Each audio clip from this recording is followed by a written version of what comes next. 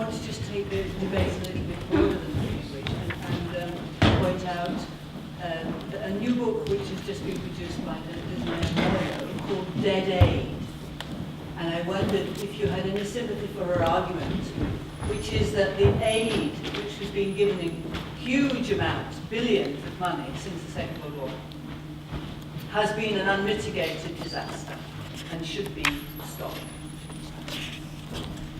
Well, that isn't a small question, I should say.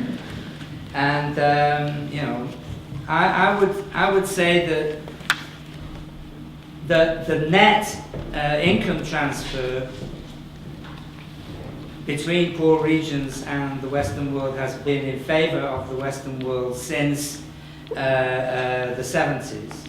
And that the idea that we've been pumping billions into this place, into these places, is a lie. I mean, there is I think a UN commitment that every country should give 0.7%, which God only knows is a small amount to aid, and very few countries, if any, come anywhere close to that.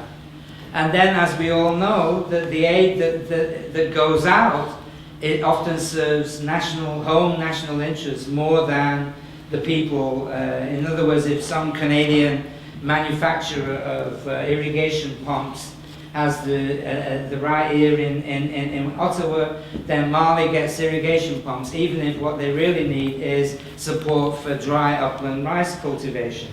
So I mean, I tend to agree with the view that, I mean, I'm writing a book at the moment on this subject, and I say, don't worry about the Africans. I mean, the Africans have only got one way to go, which is up, and they'll probably do it in their own way. The people you should be worried about is us, because we're on the way down rapidly. And I think that one of the basic unanswerable questions that lurks behind everybody's eyes is, what are we going to do when we can no longer force the rest of the world to support us at a level that we don't actually generate ourselves? And what will happen when, you know, we can't reproduce ourselves anymore, and we then victimize the people who come here to do the work for us, that will support our pensions? I mean, there is a fundamental question that is not even posed, which is, what are we going to do when we lose the plot? Because we have been losing the plot throughout the 20th century, and this is now being accelerated, I believe. I mean, you know, so to some extent, I mean, this whole business about how we help them, you know, Bono, Blair, all these failed politicians and rock singers who go out and say they're going to save Africa and mobilize aid. I mean, it is a disgrace to suppose that Africa's development problems would ever be solved by aid. But what is even more of a disgrace is the idea that we pretend that we're still doing it when we don't.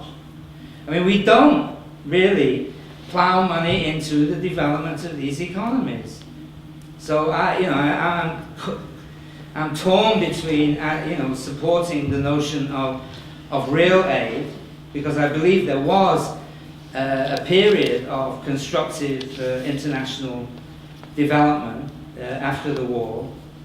But also I find increasingly that I feel that we're living in a decadent society, and that the highest point that we ever reached was after the Second World War, after 3 decades of misery, and the Great Depression, 2 world wars, and all that.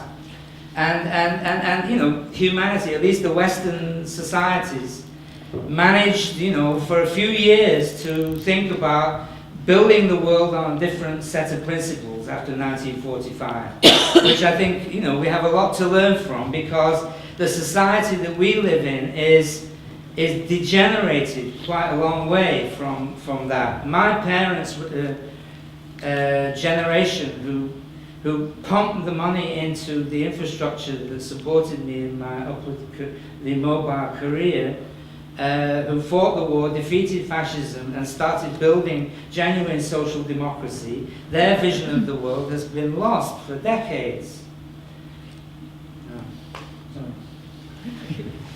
More questions?